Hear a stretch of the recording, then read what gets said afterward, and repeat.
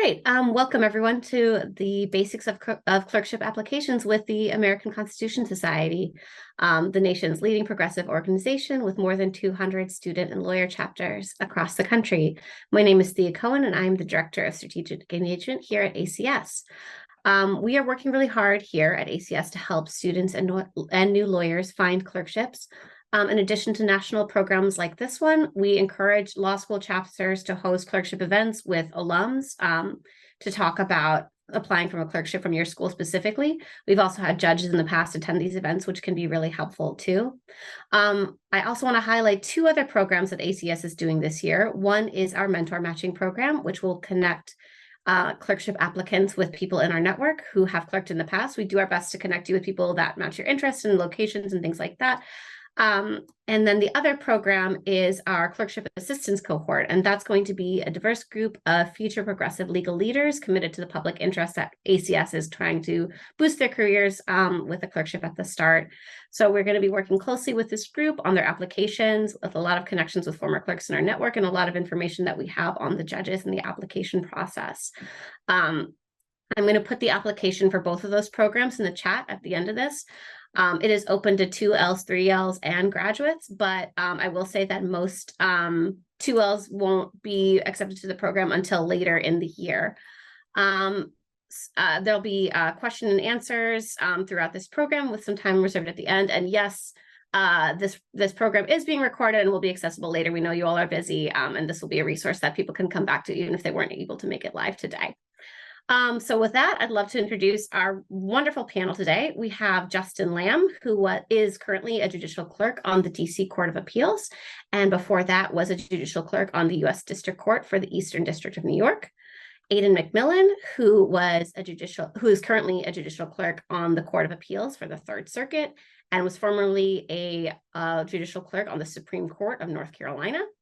We have Naomi Martin, who was a law clerk on the District Court for the District of Minnesota, and before that on the Minnesota Court of Appeals, and DeMonte Morgan, who is currently a judicial clerk on the Seventh Circuit, and before that was a clerk on the District Court for the Southern District of Mississippi. So the first thing I want to say is talking about the timeline for applying for clerkships. But before you actually get to the actual process, what are some things that people can do in their first year of law school to set themselves up for success when the time comes to apply? I'm happy to jump in on that. Honestly, I think your first year of law school, like in terms of like getting your application together, there's not like that isn't the year you should be focusing on getting your materials together. I would say more importantly, you should focus on developing relationships with professors who can write your letters of rec when the time comes, because that's something, especially when you're caught up in the stress of 1L, that can kind of slip through the cracks. So you're like, I'll deal with that when I'm in smaller seminars later on. But obviously the problem is that second semester 2L rolls around and maybe you haven't gotten there yet, but you already need letters of recommendation. And it's a lot easier when you have people who you've developed like more of a one-on-one relationship with and can go to for that. So that's probably what I would focus on my first year. I'll hop in and just say, I think most, if not all, law schools have a legal writing course their first year of law school. And so when it comes time to decide whether you're going to spend, the extra time on your contracts class versus your legal writing course, I would recommend really focusing on that legal writing course and, do the best you can to learn what you can. And if you can get a good grade in that, I think that's, a good marker to have when, as a 1L, you don't have much on a resume, but that's something you can point to as being a plus for clerking. That's great. Thank you so much. So now moving on to the timeline of the applications. So historically, a lot of people applied for clerkships very early in law school, even in their first year of school. You had to really have a lot of connections to be able to get, to even have the knowledge to do that and to have people help you out with the application. So tended to be very well-connected people at very top law schools who would get clerkships, and it left a lot of people out of the process. In an effort to make it a little more fair, in the federal system in any case, they put in the Oscar system, which is a website you can go see where all the federal judges can post their clerkship listings. It's supposed to work that all 2Ls will be able to apply on a single day at the end of their 2L year, and the judges will have a day to review the applications, and then after that we'll be able to make offers and interview people and things like that. In practice, there's been a lot of issues with that. A lot of judges are still hiring earlier than that. And a lot of judges are hiring much later, only looking at people with post-JD experience, which leaves a kind of smaller number of judges that are still hiring on the Oscar system, though certainly not none.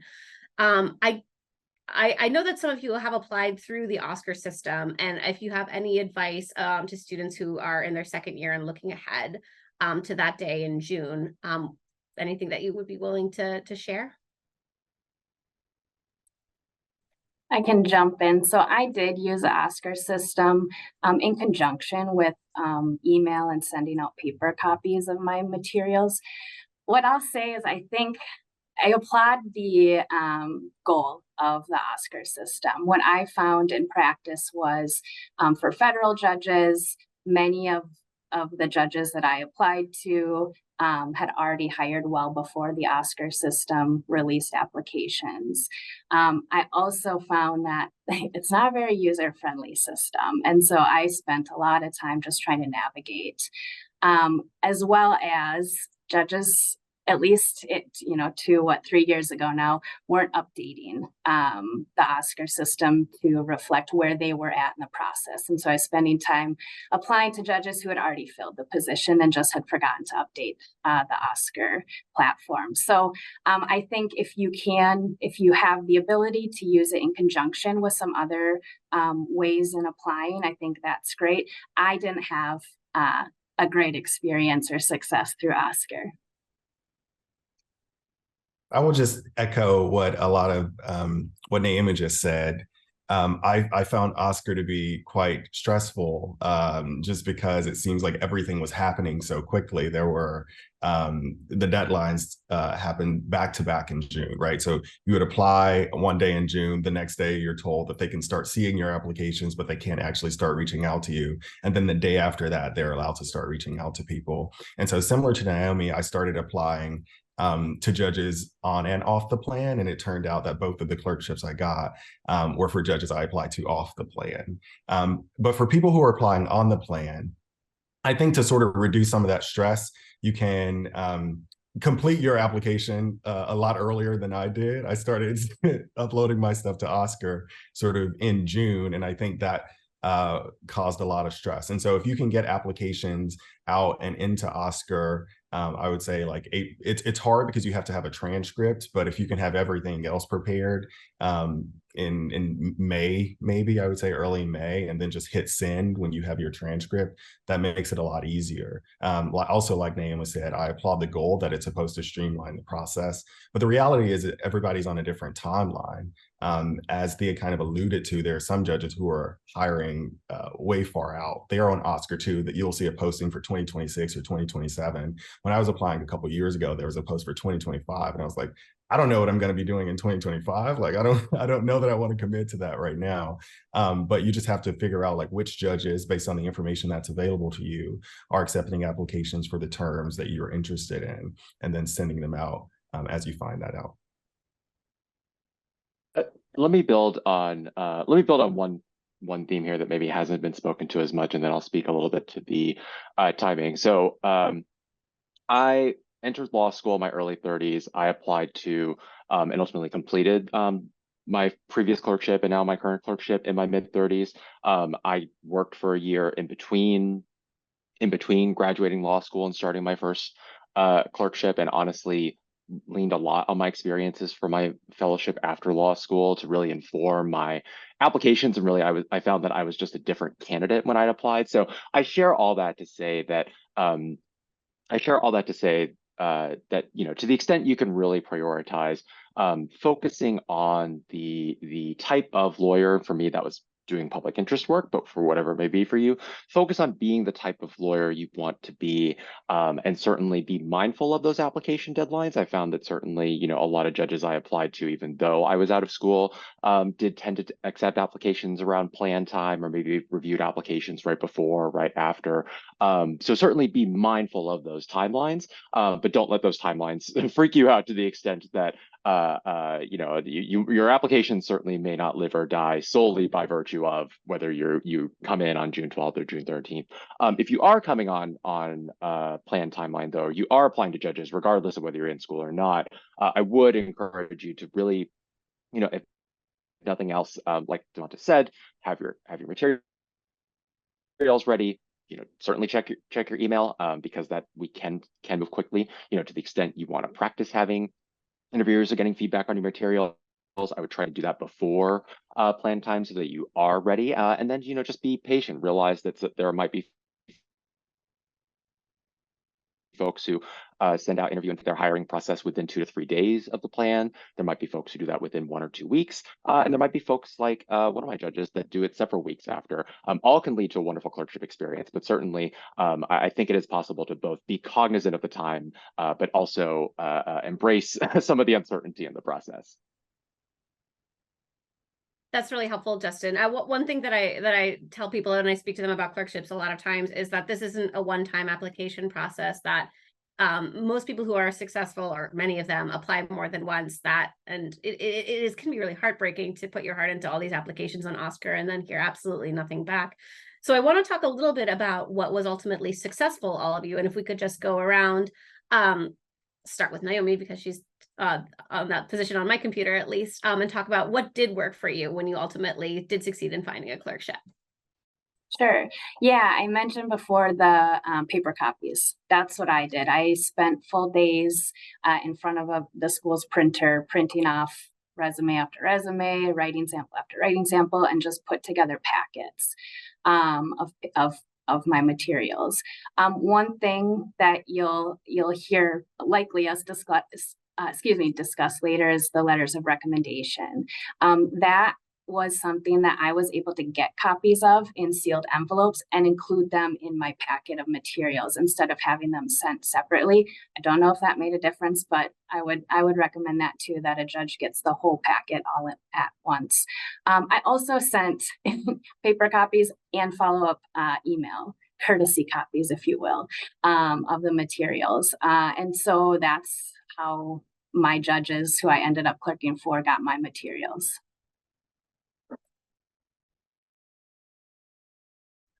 I can jump in.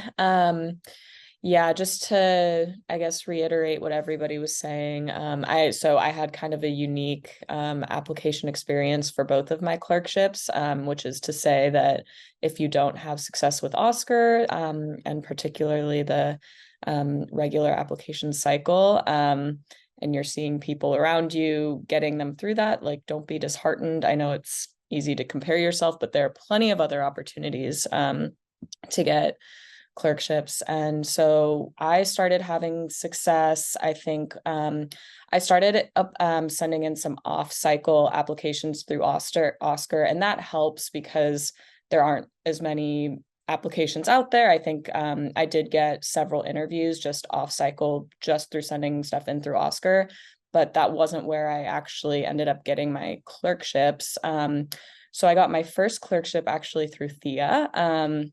I clerked for Justice Anita Earls on the North Carolina Supreme Court, who is very active with ACS. And Thea, I met at an ACS happy hour when I had started kind of like thinking about clerkships again after having tried during 2L.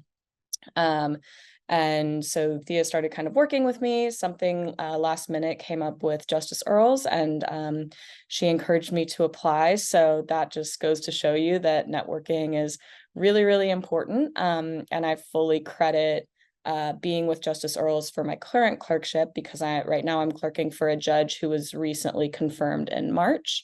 So I was finishing up my clerkship with Justice Earls, and I thought that I probably wanted to clerk again, but you know, didn't want to finish clerking, then go work, and then go back to clerking again. So I knew I was going to have to try to slide in with a newly confirmed judge. And so Justice Earls was able to write me a letter of recommendation for that, which definitely went a long way. So that's kind of how I navigated into my current Third Circuit clerkship. I would just piggyback on what Aden said. I was president of our ACS chapter when I was in law school, and I used that opportunity to invite a lot of judges to our school. And it just so happened that I moderated a lot of those conversations with the judges who came to visit our school. And so that gave me the opportunity to meet them, and also to figure out if this is somebody that I would be interested in working with. And for sure, one of my clerkships came through that experience. And so I would say networking is a huge way to increase your chances, specifically because, particularly with Oscar, they're getting a lot of applications at the same time. And there's not a great way to sort of differentiate other than these traditional criteria. And so if you want to set yourself out, if you want to set yourself apart, then you kind of have to get creative with how you're meeting them. And I would say the second thing is my professors were helpful in reaching out to judges, and they encouraged me too to make the cover letter very personal and specific. Schools have different rules on how they want you to write the cover letter oftentimes, but you don't get in trouble for breaking those rules, I found. And so I took my professor's advice and tried to write cover letters that said a little bit about me, and also for judges who I had things in common with, point out those things that we had in common. I think a lot of judges are very keen to work with people who are from the same area they're from, for example, or the area where they sit, or who have similar professional interests, who are involved in similar networks. And so those are the kind of things you would want to highlight in a cover letter. Yeah, and building on that, let me first echo what's been said already about networking and you know, emphasizing experiences in cover letters. You know, I was very fortunate that I'd actually met my current judge on the DC Court of Appeals at a clerkships conference about 1 or 2 years prior to my judge being confirmed. And so it was really helpful to be able to connect that through line when I wrote my application materials to say, oh, you know, I remember meeting you and getting inspired to kind of look at Pat's XYZ. You know, I now see her on this court. I'm really excited to contribute to your chambers. And I think specifically for me here in DC, so I was living in DC at the time I applied for my current clerkship on the DC Court of Appeals. And I think I hope at least that one thing that worked was really conveying, you know, that I wanted to not only build and deepen my understanding of legal and appellate practice, but to do so in this city that I live in of 700,000 residents that face a myriad of complex challenges that are played out every day here in the courts in DC and through up to the DC Court of Appeals. And so I think definitely emphasizing that local tie, as well as some things that stood out to me about the specific judge was really helpful. Let me speak to one other thing that I think is kind of implicit in all this and maybe underpins at least my comments. I won't speak for everyone else on the panel, but I think one thing that really worked for me was starting with an understanding of where I wanted to go with my legal career and how clerking fit into that, and to say something that hopefully is obvious, but maybe is not. You know, the point of this whole process is not to get a clerkship. The point is to get a clerkship to make us all stronger lawyers, to advocate for diverse and inclusive communities and a diverse and inclusive legal profession, as can be amplified through the skills you receive in your clerkship. And I know that sounds like a subtle distinction, but I think for me, having that motivation in the back of my mind made it easier to communicate my professional experience prior to law school, what I had done in law school, how clerking fit into that, and what I wanted to do after. And I also think having been on the side of contributing to hiring processes helps me understand, at least when I look at applications, to say, okay, this is how I understand what an applicant is going to contribute to our chambers and what an applicant is going to contribute to our clerk, sort of clerk community in the long run. And so I think having that motivation in your mind and being able to articulate that can be really helpful in the process. That's fantastic. Thank you all for that. And that actually ties in really well. So I was going to move on to deciding where to clerk, but I got a question in the chat box, which is really should be a preliminary question and something Justin talked on for a little bit, which is why would someone want to clerk in the first place? You all have done it twice, so you must have found something appealing about it. So I'd love to hear about the great things about clerking, and if there's any reasons why somebody shouldn't clerk, if they might be a reason not to.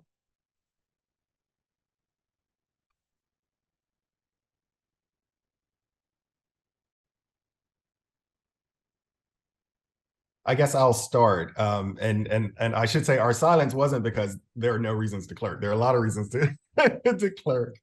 But I guess we were just waiting on each other. So I think sort of along the same lines as what Justin said, you want to think about what the end goal is, or what your long-term goal is. And so for me, I know that I'm someone whose mind is all over the place, right? I think some days I want to be a judge, some days I want to be a teacher. I don't know. And so for me, it was a way of sort of trying to get a better insight into what is this role? What do judges do? How do they think about the law? And sort of informing my own ideas about what I want to do in the future. It is also just a very intensive process of engaging with the law. I've found, particularly on the Seventh Circuit, the judges hear a lot of cases, and that means you write a lot. You write a lot of bench memos, you write a lot of opinions, but it means also that you experience the law in a lot of different ways. So some days we have civil rights cases, other days we have contracts cases, other days we have habeas cases. And as somebody who is very interested in the law, I find that super fascinating that I get to learn about all these different types of law in the span of 1 year. And so that was appealing to me. Also, it's an intensive writing experience, and I want to be a better writer as well. And so all of those things sort of played into my thinking about it. That's wonderful. Thank you so much, Monte. So you all have done a lot of different types of clerkships, and we got a question about the difference between a state clerkship and a federal clerkship, other than the obvious, the kind of law that's typically applied.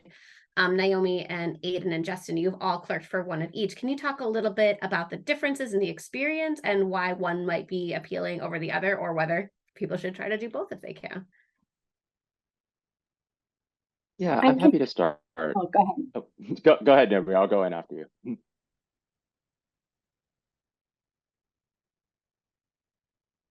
Okay, I will jump in. Sorry about that. So I do want to just quickly touch on the reason I decided to apply for clerkships. I did not want to clerk. I came to law school and I knew that I wanted to be an advocate. And when folks were discussing clerking, there was a lot of conversation about being a neutral, a neutral clerk who, is applying the law. And I thought, I don't want to be neutral in any situation ever. And so I just thought, well, that's not the job for me. After my first year, I, had develop relationships with mentors. A few of them said, hey, have you thought about clerking? And I said, absolutely not. It's not for me. It also sounds really boring. And I don't want to sit and research and write all the time. But after having more conversations with folks that I really respected, who are really successful and really awesome advocates for their clients, it got me thinking more and more about clerking and the value that has for your future clients. I think Justin mentioned sort of the end goal, right? My end goal is to advocate as best as I can for my clients and have the best outcomes for my clients. And so people kept saying, this is a great way to do it. And so that's what sort of planted the seed. Initially, it wasn't the luncheons where the career development office comes in and says, everybody should clerk because that helps our rankings or anything like that. It really was folks who I really admired and respected said, this is an awesome opportunity. Don't sleep on it. And so that's why I started considering it. So just wanted to throw that in there. As far as the differences in clerking, so I started initially at the state level. And so it was state court at the Court of Appeals. So that's the intermediate. They have district court, Court of Appeals, and we have a Supreme Court. And so it was, I think for me, it was awesome. It allowed me time to learn what clerking was. It was a little bit, not slower pace, but certainly not as fast and furious as a district court would be. As far as I think that just the way that your day-to-day looks is the biggest difference for me, between the state appellate court and then the federal district court. In federal court, I clerked for a magistrate judge. And so every day we're dealing with a lot of discovery disputes. We're getting calls from attorneys with questions about filing this or that, or can we get a call with the judge because they won't hand over this certain discovery, or things like that. And so it was just a lot faster pace for me at the federal court. Of course, the law is different. I now practice plaintiff side civil rights, employment, and personal injury law. So we practice both in state court and in federal. And so having experiences in both has been really valuable for me. I think I'll leave it at that. Thanks so much, Naomi. Justin. Yeah, so kind of comparably, I came from an advocacy background. Prior to law school, I was a teacher. I worked for a little under 6 years at an education advocacy organization. And so I came into law school with a focus on civil rights and educational equity, and not necessarily clerking or litigation. And sort of as I went through law school, I actually didn't apply for clerkships until my 3L year, and then after my first year of legal fellowship. In part because it really took exposure to litigation and time in and out of law school to really crystallize my understanding of and reasons for clerking. And so from those experiences, I'd say federal court gave me, I was a clerk in a federal district court, and that gave me just an incredible insight into everything from federal civil procedure and really understanding how cases move, especially in a district like the one I was in, where district judges just spend so much time on motions to dismiss and motions for summary judgment. And as I was lucky enough to experience a couple of even bench and jury trials too. So I've got a really great understanding of that, and a really great understanding of how federal statutes affect people's lives, everything from cases with respect to Title VII and employment discrimination, with respect to cases that involve, and this is something I think really is interesting in the federal context, cases that bring in both state and federal laws, where I had a couple of cases where I had chances to really understand both applicable and related state claims, as well as the kind of underlying federal causes of action.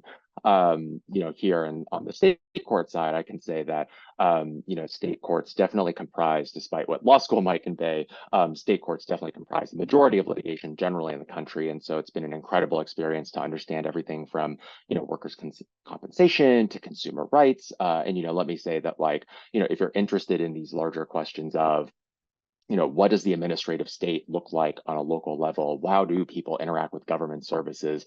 How do people receive their due process rights in criminal settings? If you're interested in what that looks like, day in and day out, state court has, for me at least, has been an incredible way to experience that, and a great complement to federal court clerkships as well. I think the only thing I would add, so both my state court clerkship and my current clerkship are appellate courts. On obviously North Carolina Supreme Court is the highest court in the state, whereas now I'm truly at like an intermediate appellate court level. And I would say that the primary difference between those two experiences is kind of the type of writing that I'm doing. Being on the state's highest court, I was kind of getting to do some of the really exciting, creative, lofty prose that you get to read when you read a high court opinion, whereas I think the circuit courts tend to be a little bit more restrained in how they write, and obviously they're also bound by the U.S. Supreme Court in some ways that we aren't necessarily on the North Carolina Supreme Court. So I would say that the writing has just been a very different experience, which I think both have a lot of value, and it's been nice to get a taste of both. But also with that, on North Carolina Supreme Court, we were dealing with some pretty high profile cases. So you would also, that kind of writing also needed to be the kind of writing that can get reflected and quoted in the media, because that was just sort of naturally happening at the time. So yeah, I think the primary difference for me was just kind of writing style. Great, thank you so much. Yeah, I think that I encourage basically everyone that I speak to at least consider a state court clerkship. I think they're incredibly important, and there are some, as we've heard, just wonderful judges in state courts who can provide fantastic mentorship and who are absolutely doing their best to serve justice and to serve the people. So Hannah is going to put in the chat a great resource for people looking for state courts from the National Center for State Courts. But we are running a little bit behind, so I want to move on to the difference between applying for a trial court and appellate court. I'd love to hear from DeMonte, who's done both in the federal system, on the difference, both day to day and the application process, and anything else anyone might be thinking about. For sure, for sure. But first, I want to, for the folks who are worried that in federal court you don't get to apply state law, I want to assure you that we do get to apply state law in federal court, and so don't let that be the reason you don't apply. I think the process for applying for district court and appeals court clerkships is the same. You apply through Oscar, and if a judge has a particular preference that you apply through paper or email, then you do that. So the process is very much the same. In my experience. The experience is very different. The trial court, you probably heard, is much faster pace. You have to resolve issues much more quickly because the case has to keep going. We try and resolve issues quickly in the appeals court as well, but as they say, you get to think about it a little more. And so you have time to talk to your colleagues more frequently about what they think about the case, and ultimately help the judge prepare an opinion to decide the case. I would say the experience probably differs from appeals court to appeals court, because different appeals courts hear a different percentage of their cases, right? So there are some courts of appeals in the country that will only hear probably like a third of the cases. Those are cases that where the litigants are represented, usually, where they have claims that are not specifically foreclosed by existing precedent, or the answer is not particularly clear. On other courts, like this court, this court being the Seventh Circuit, they hear in the Second Circuit as well, to some extent, I think they hear a lot more of the cases, and so that affects how much time you get to actually deliberate. And then, of course, judges can require different things, right? So some judges require bench memos, others do not, others prefer to talk about the case, and that affects the experience as well. And so as you are preparing and doing your research, it's probably helpful to talk to clerks for, if you can reach them, talk to clerks for the judges you're interested in, to see, one, how the court works, and then if that judge has particular preferences that might impact your experience. Great, thank you so much. So moving on to deciding which judges you want to apply to. Are there any suggestions you have for researching the type of judge? A lot of people ask me how they can find a judge who aligns with their values. So I'd love to hear your thoughts about that, how much it matters, and how one would go about finding out if a judge would be a good fit for you.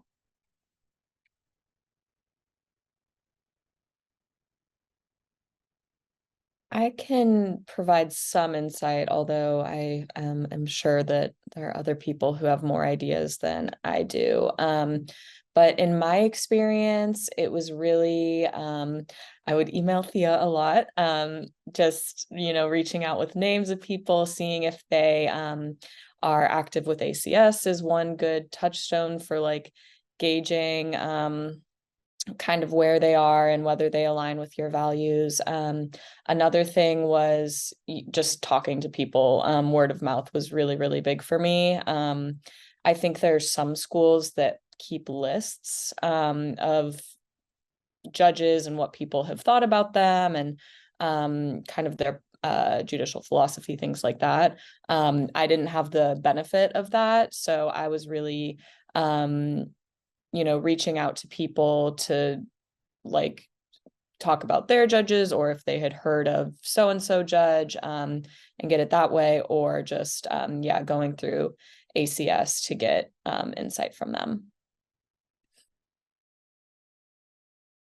I would add that I just Googled the judges and looked to see what were they doing before they became a judge, right? So there were, in my mind, I'm thinking of one judge was a public defender for years and years and years. Okay, cool. That's somebody that I think I would want to apply to. I did look at, if it was a federal judge, who appointed them, right? I would say I would caution folks against being too bound by that sort of, okay, well, if they were appointed by a Republican president, I'm not going to apply to them.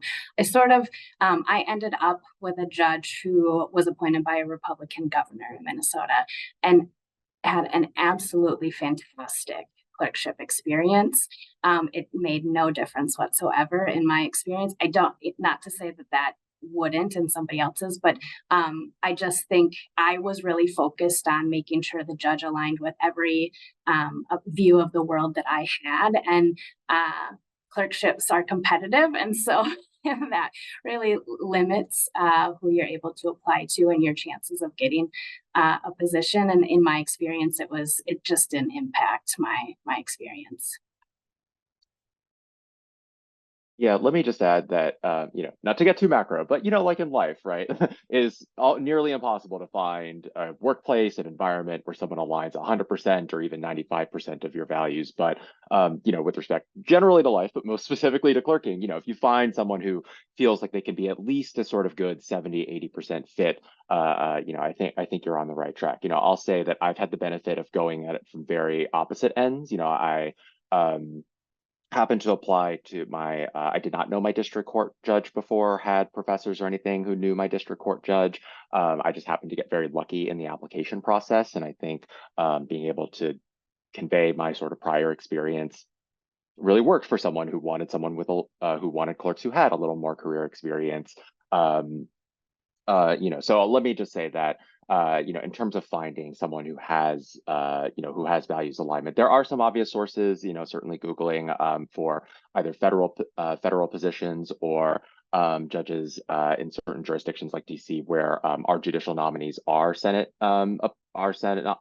confirmed and nominated by the White House, and so some of the same resources such as questionnaires, hearings, etc., are available.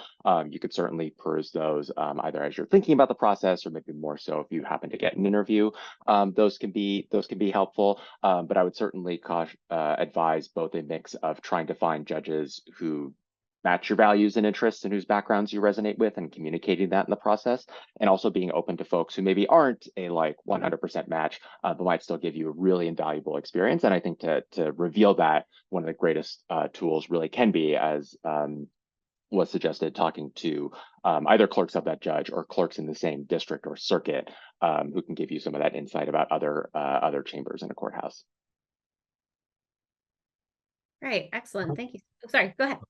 No, I was just going to echo that, but also give probably some more granular advice about how, for me, to what Justin and Naomi said, you're not going to find somebody who matches you on every index, right? And so maybe isolate those things that you care the most about, and think about how the people you're looking at align with those values, because there's going to be, it probably won't be a contracts case that comes up that you really have a strong feeling about, or maybe there will be, right? But is that really important to you in the long run?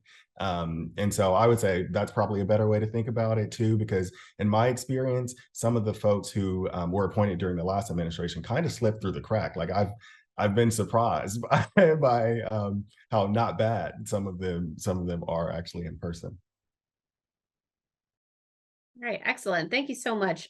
So I moving on a little bit, I wanted to take a moment to talk about the issue of diversity in terms of law clerks and judges. We're going to be holding a second panel entirely devoted on this topic in the winter, so I encourage everyone here to come back for that as well.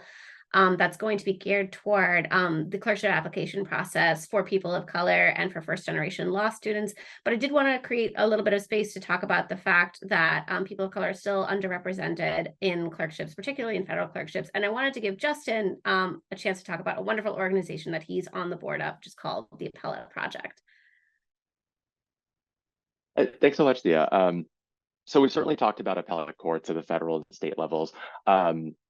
And as some of you might realize, depending on where you are in or out of law school, appellate courts just have so much power to shape laws and policies on issues ranging from voting to policing to education. And while nearly 30% of law students are students of color, very few end up in appellate practice. And so the Appellate Project started as a way to help law students explore the appellate profession through programming that includes a mentorship program for law students, which I'm an alum of. I believe, not to put you on the spot, Damata is an alum of as well. And And I can certainly say that that experience changed the course of my career, in part because I don't come from a family of lawyers. I didn't come from an ecosystem of people who had who could tell me what a clerkship was, let alone how to see myself as someone coming new to law school. You know, to see that as part of my own professional path.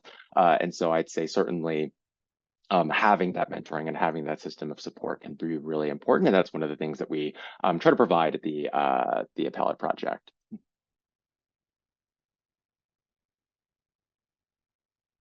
Excellent. Thank you so much. And again, we could spend all of our time talking on this, but I do want to get up to the actual nitty-gritty of the application itself. So I'm going to talk a little bit about each of the elements of the application. So the first one is the transcript, which in some ways is very important, but also you almost have the least control of it, at least when it's time to apply. Someone asked, do you have any recommendations for students who, I'm going to say, didn't have the grades that they hoped for, and don't yet have a strong writing sample? I would say, to Thea's point, the writing sample is the thing you can control at this point. And so if that's how I were thinking about it, I would put a lot of effort into trying to get a solid writing sample. As far as grades are concerned, I think that just makes networking a lot more important. It is hard for people to see how awesome you are in person and still think that, like, oh, I don't want this person in my chambers, or I don't think they could do the job. So if you're able to get in their face or to have a conversation with them. Judges are surprisingly more accessible than we think they are. And so I know my judges have responded to cold emails from folks who just wanted to talk about their life and career, the clerkship process. And so that's one way to sort of compensate, I think, if you have grades that are not what you hoped for. To add on to that, I would just say, if you're in a position where you're feeling like there's more you can do to like make a strong application package, and like there's no, if you know, like say you're a 1L and you want to apply your 2L year, like there's no rush to do that. You don't have to do that. And I think a lot of times people have a lot more success after they like even go and work for a year or two. Like honestly, I think judges are starting to prefer that. So like you don't have to, if you want more time and feel like you could benefit from more time, that's not to say that you can't like throw some applications out there into the ether to see like what lands, but like you don't have to do the 2L cycle just because that's what everybody's doing, or the 3L cycle. Like this is a very individual process and stuff is going to happen on your own independent timeline. And like if you like, a writing sample is important for clerkship applications, and like if you need to give yourself another year to take a class where you can get a really, really solid writing sample that you're proud of, like do it. I would say like there's no real reason to rush yourself in the process if you don't need to. Wonderful. Thank you so much. Okay, so for the resume, what kind of things stand out in a good way or a bad way, especially of those of you who have reviewed other applications? And are there any things that people should, sometimes people get the advice that they should leave off so-called like controversial things on their resume. What do you think of that advice that students are often given?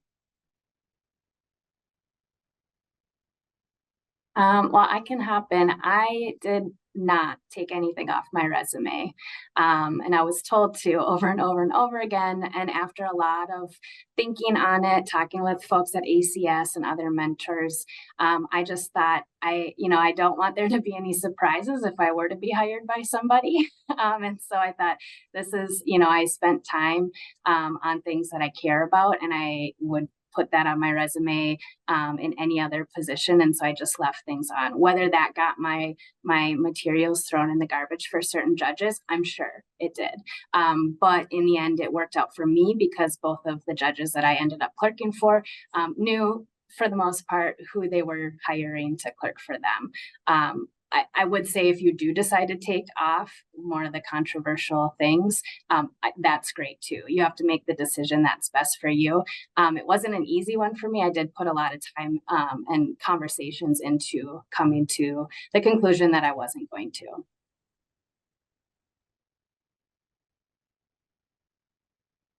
I think one of the things that some judges are interested in seeing is like, does this person have a passion for something? Do they care about something? And so if you have some experiences doing things that you're passionate about, particularly if they're related to any interest that the judge you're applying to has, then I would definitely keep those on. But I don't want to be too overbroad here and say most judges, but I think a lot of judges would like to know that the person they are hiring can talk about something at lunch that isn't necessarily the cases that they're working on, or if it is, that person's passionate about that as well. So I would say definitely leave those things on there. I got a few questions in my interviews about the special interests section of my resume.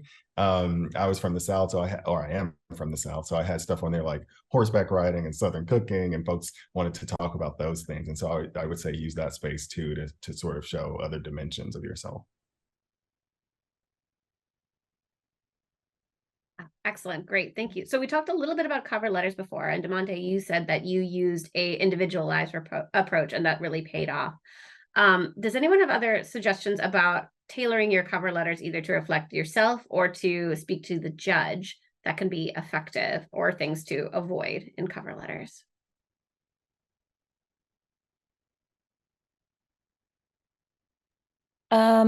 One thing you can use your cover letter for is to, like, if you've talked to somebody in particular about the judge and you know that person has a relationship with the judge and you've gotten their permission, you should like reference their name in the cover letter. That's something that I didn't know for a while, although it might be obvious to other people. But yeah, so like for example, if you have taken a class with like a well-known practitioner or professor or something like that who has agreed to speak on your behalf, you can say something to the effect of like, I got like a Cali Award in XYZ class. I encourage you to discuss my performance with XYZ professor. Things like that can like, you know, obviously you have your recommenders, but if there's somebody who's like a little bit less formal that you just want to like bring to the attention of whoever's reviewing your application materials, that's a way to do it.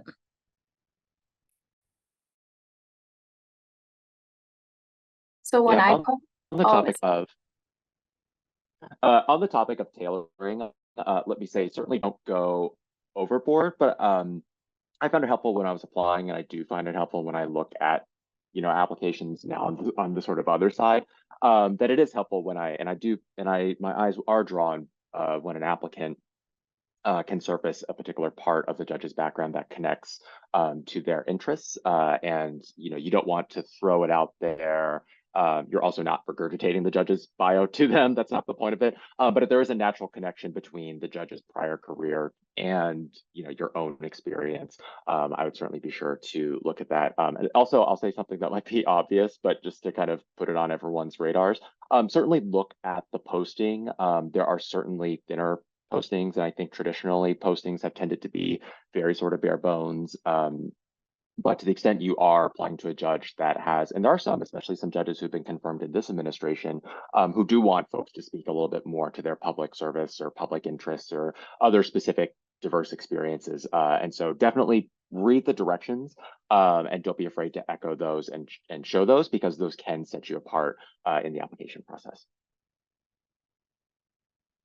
I was just going to quickly add that applying is a lot of work, and so you don't want to start from scratch, or I didn't want to start from scratch on every cover letter. And so I had sections, you know, the intro section, then the why do I want to clerk for you section, and then the here's my experiences sort of section. And so the only thing I changed was the why do I want to work for you for the most part. And so that was I have an interest in your background as a public defender and your involvement with the Women's Bar Association, or whatever it might be. That was my approach. Wonderful. Thank you so much. Okay, turning to the writing sample, are there types of writing that work better, academic versus, stuff you wrote for your legal research class, stuff you wrote for an internship or a job, that stand out more, that are better to use, or that are more effective? And if you have more than one, how do you decide which one is the right one to use?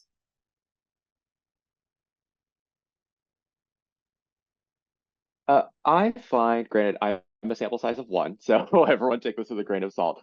Um, I found it's easier, and when I was applying, I really tried to focus on practice focused writing samples. That's not to say you can't, especially, when I was in the 3L early, sort of in the 3L application process, I'd done a lot of seminars and I hadn't done a lot of sort of practice focused writing samples, and some were protected by confidentiality requirements. And so, I will say that, like, to the extent you can, a practice focus, a sample brief, a sample memo, that can certainly be helpful because it may just provide an easier way to kind of translating. Let me also just put a plug out there for, don't be afraid to redevelop your writing sample. I did okay in my legal writing class. I had an okay writing sample after my first year. I got to my third year and I realized that I was in the scenario where both I couldn't use some of my prior work. Same thing after my legal fellowship. I couldn't use some of my prior work because it was protected by confidentiality, but I also know that I had just grown so much as a writer between my, and so I basically took my first year brief and really revised it from head to toe, start to finish, and made sure that it really reflected what I had known and what I had kind of taught myself and what I kind of learned through practice. I'll drop a link in the chat that gave some helpful suggestions that we use now in the DC Court of Appeals. But all is to say, definitely don't be afraid to take a writing sample and revamp it to be the most accurate portrayal, even if it means a little bit extra work, and even if it doesn't map onto your sort of coursework or current professionals work per se. Great, thank you so much. So the last part of the standard application is letters of recommendation. Do you all have any suggestions for cultivating relationships with people who might write you letters, asking for the letters, or in some cases, people I've found have been asked to give material to the professor or the recommender, and sort of navigating that sort of strange process and how to come up with the best possible presentation of your recommendations? Yeah, I'll hop in here, Thea. I think it's important to develop those relationships. Obviously, if you get like the highest grade or one of the highest grades in a class, a professor is going to be happy to write you a letter of recommendation on that basis. But they're also happy to write your relationship if you have given thoughtful answers to cold calls, or if you go to office hours and develop relationships with them. And so I think, short of getting the Cali or whatever the award is called at your school, then making an effort to show that you care about like what you're learning in class and that you're thinking about it. I would say, for me, one of the things that I learned early on in my career is that be specific about what you're asking. And so for when I requested letters of recommendation from my professors, I asked for a favorable letter of recommendation that hit on certain things, right? And I wanted to make sure that I developed relationships with professors that were different, right? So this relationship was all about my ability to think deeply about the development of law, or like the federal courts and federal jurisdiction. And then another relationship was, well, I'm a first generation college student. I'm from the South. These were my experiences growing up. And I really got to know the professor on a personal level. And so my recommendations from my professors were both academic and about me as a person. And I think that kind of went a long way. And I know two of my judges have told me that like the personal touch to the letters of recommendation from my professors really showed that I developed a relationship with them and that they were able to speak to my character. The one thing I would add is just that in terms of like developing the relationships for your recommenders, like for me, for example, and I know there are a lot of other people like this, but I was like painfully afraid of speaking up in class as a 1L, which, side note, you shouldn't be, but I was, and I know that a lot of you probably experienced that as well. And so if that is something that you're dealing with, there are lots of other ways to develop relationships with professors besides speaking up in class. Knowing what I know now, I would have I did go to office hours somewhat frequently, pretty frequently, but I would have probably pegged a professor to go consistently every single week, or every other week, whatever makes sense for you, to just like make sure you're like actually building a relationship and not just being silent in class and then going, like maybe once a month, and like then you have somebody who doesn't really know that much about you. Like if you're going to office hours frequently enough, it kind of makes up for maybe not talking in class. The other thing you can do is like peg a couple days out of the semester when you like really, really like dial in and you're like, all right, this is the day when I'm going to raise my hand and like do it that way. That's kind of how I like got some of my nerves out of the way. If like before class, I was like, all right, today's the date and we're going to do it. So. One or two quick things to add. If you haven't already heard the adage, take classes. That was advice. I don't remember when I heard it in law school, but it really panned out because I built a relationship with my first administrative law and then administrative law writing seminars, plural professor. And he ended up being a really great advocate for me. The other thing I'll say too, especially for folks with a specific focus on public interest and public sector work, is clinical work, certainly holds weight and shouldn't be dismissed. I worked really hard in an education clinic that I was in, and asked my supervisor for a recommendation, and my supervisor actually ended up sharing a really successful story of client advocacy, mindful of confidentiality and everything. But I think my supervisor was able to translate my clinical experience into into a recommendation experience as well. So if you're feeling a little disheartened or thinking the only way to get a clerkship is through doctrinal classes and doctrinal work, that's not the case. It all goes to your narrative and what informs you, and ultimately how a clerkship will amplify those experiences.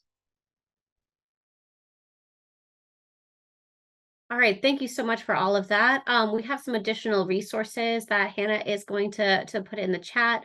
One of them Justin shared with us is this writing guide from PLI, and the Appellate Project Clerkship Handbook, which is a great resource.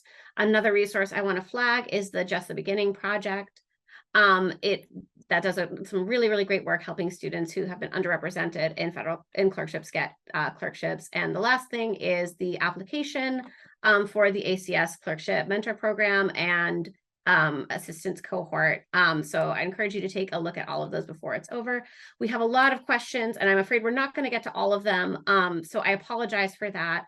But I am available to talk to any of you. I do one-on-one meetings. So if you want to reach out to me, please send me an email, and Hannah can put that in the chat. So one question that we got a couple times was, people always tell you to network, but it's very hard sometimes to know exactly what that means. So do you have any sort of concrete suggestions for people who might have gotten that advice, but don't really know exactly, like step by step, what to do with that? I would say, like DeMonte, I used ACS as an opportunity to network. So while you're in law school, you can put on panels and events and use that those resources as your opportunity to moderate a panel or do the email outreaches and things like that. I think that's an incredible way to network.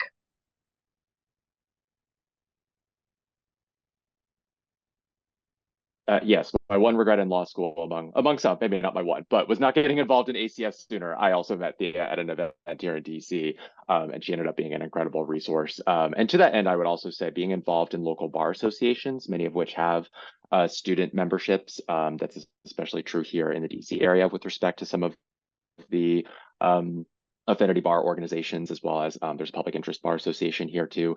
Both are incredible just for kind of getting to know folks in the community. They may not directly lead to a clerkship, but I think they can be helpful and give you opportunities to connect with more senior attorneys who may have connections to or can give you some advice, as well as folks who have done clerkships too. All right, excellent. So somebody else asked if a judicial internship is required or beneficial. Is that something that a judge looks favorably on? Yes, to the latter part of that question, I think those definitely help, because then you have a relationship with a judge, right? Like, and the judiciary is very small. I would assume it's the same in state court as well. But if you're getting a recommendation or reference from a judge whom you have worked with, and that judge is willing to tell another judge, oh, I worked with this person, they did good work, that goes a long way. You've already built a reservoir of trust with them, and they're happy to recommend you, in my experience. I will say though, I was thinking this way. I externed with a judge on the Second Circuit when I was in law school, thinking that I wanted to clerk for that judge. And this judge, like a number of judges, has a policy that they don't hire their externs. And so if you're thinking about externing for a judge or interning with a judge, thinking that it's going to lead to a clerkship, then I would definitely check that beforehand. Certainly not required, though. You won't get knocked for not doing one. I think most people I know that are now clerking haven't had it. It's, you know, it's one of those things where like any internship like is great and good. But yeah, you're not gonna be looked down upon for not having one. All right. Well, we are out of time, and I want to respect the, the time of all of you. I really thank you so much for coming and sharing your time and your wisdom with everyone here. It's very appreciated. And thank you again for all your kind words about ACS, and to everyone listening. We really encourage you to get involved. It's a great way to meet people. It's a good way to help find a clerkship, but there's so many other benefits as well. And again, I'm here to talk about individual circumstances that you all might have. So thank you again for joining us. We really, really appreciate it, and hope you have a great rest of your week.